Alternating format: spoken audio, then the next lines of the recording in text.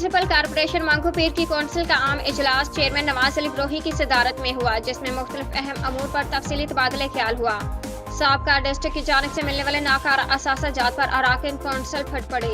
उनका कहना था कि हमें ऐसी मशीनरी फ्राहम की गई है जो किसी काम की नहीं, इसके बावजूद हम हिम्मत नहीं हारेंगे क्योंकि तमाम अराकीन कौंसिल इलाकाई तरक्की के लिए एक पेज पर हैं। इजलास में मुख्तलिफ करारदादें मंजूर की गई, जिसमें मुख्तलिफ कमेटियों के चेयरमैन, अराकीन और पार्लियामेंट्री लीडर, डिप्टी लीडर का इंतखाब पर गौर किया गया।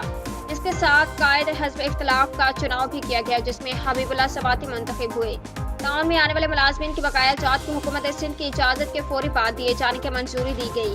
टाउन के हेड ऑफिस को किराए पर लिए जाने के साथ कैंप ऑफिस और सब ऑफिस की तज़ीन और आराइश की भी मंजूरी हुई। प्राइवेट सिक्योरिटी के हसूल की भी मंजूरी दी गई। साबका डिस्ट्रिक्ट से मिलने वाली तबाहखाल मशीनरी को दोबारा काबिल इस्तेमाल बनाने की मंजूरी दी गई। इसके अलावा अराकीन कौंसिल ने अपनी यूनियन कौंसिल की सूरत हाल से भी आगाह किया। इजलास में municipal commissioner Agha Khaliq, vice chairman Arif Rana, account अफसर फैज मोहम्मद चन्ना, बजट ऑफिसर अफसार खान व दीगर ने शिरकत की।